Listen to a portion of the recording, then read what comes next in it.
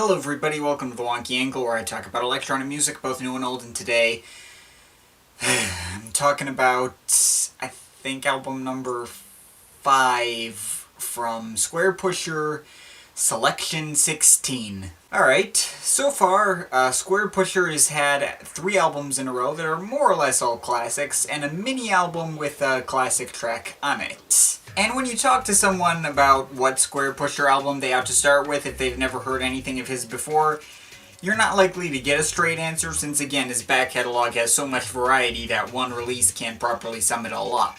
But I've never seen anyone answer Selection 16 to that question. This album kind of sits in a weird spot in Jenkinson's catalog. For the most part, it doesn't really bring anything new to the table that he hadn't done already. I'd like to call it his Acid and Jazz album.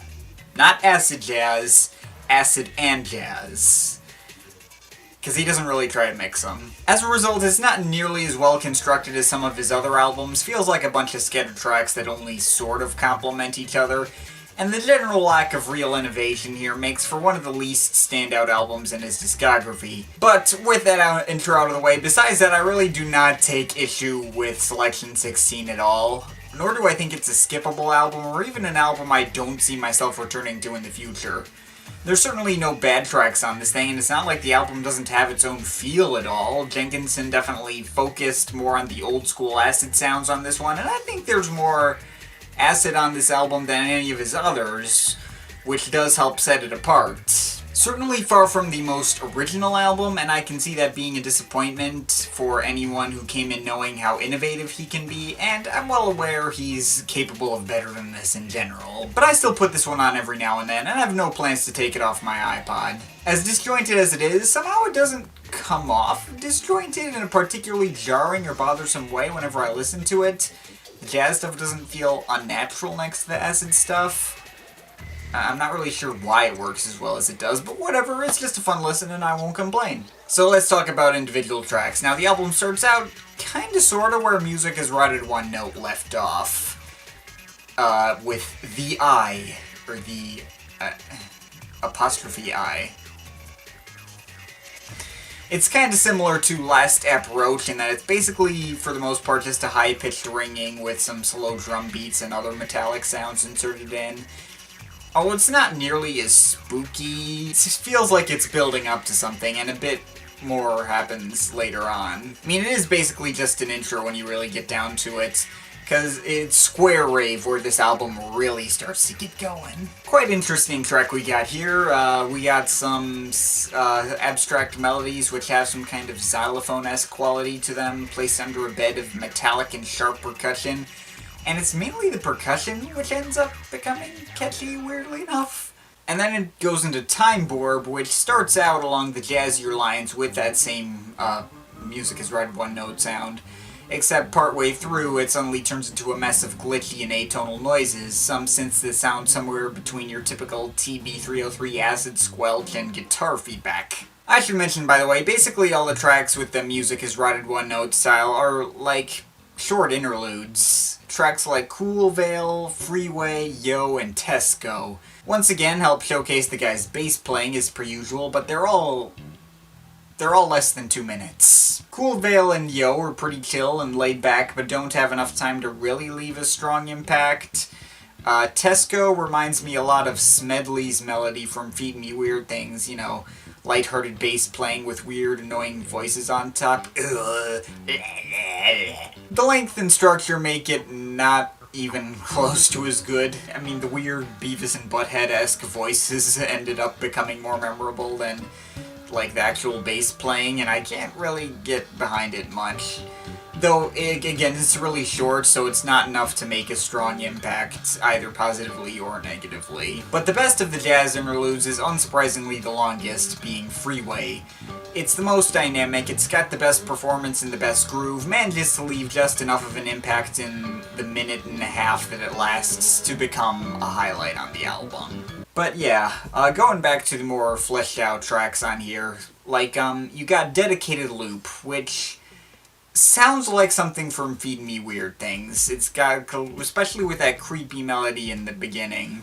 Though there is also a pretty lively and bouncy breakbeat, as well as some more acid synths that don't really add to the creepy vibe exactly. I mean, obviously, I don't think this track is fast-paced enough or atmospheric enough to fit on that album very well, but it does kind of sort of have that kind of feel. And anyways, moving on from there, Tomorrow World is almost certainly my favorite track on the album.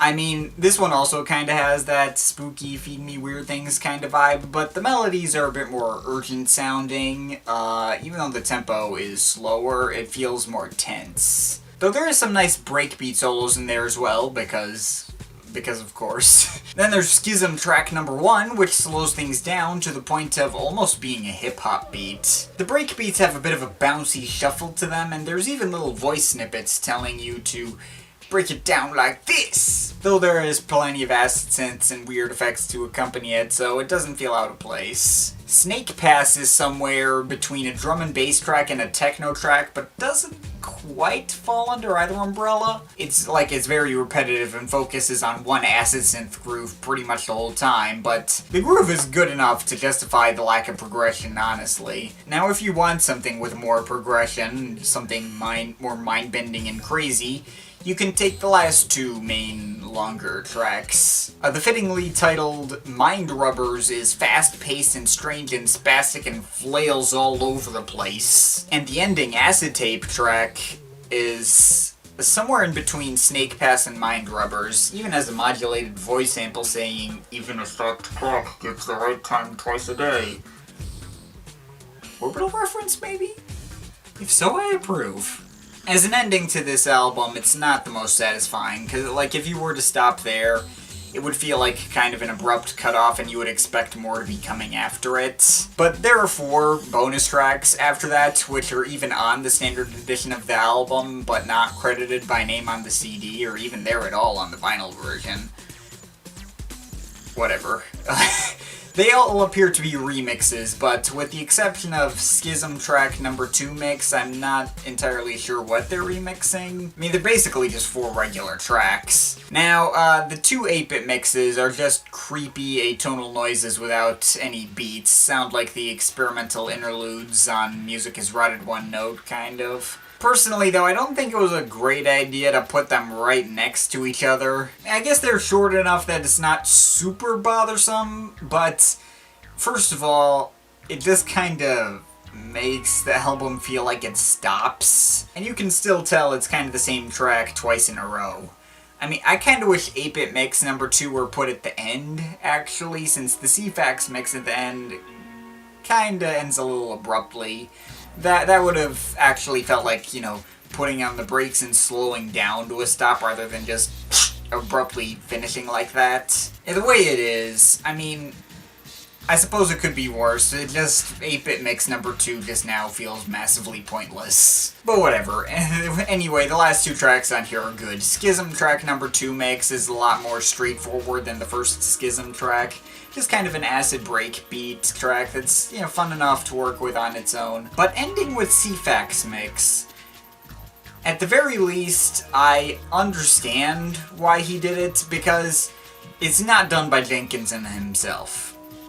Well, yes, it is done by Jenkinson, but Andy Jenkinson, Ceephax Acid Crew, Squarepusher's brother.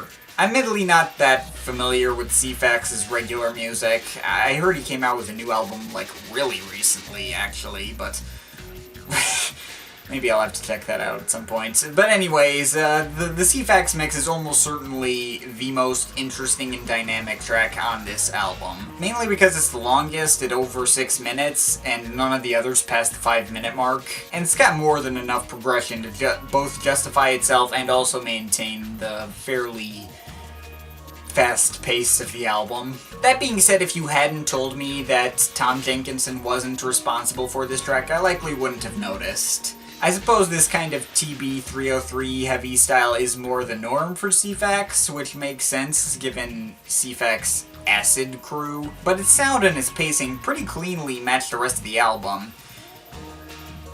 Well, they definitely are brothers.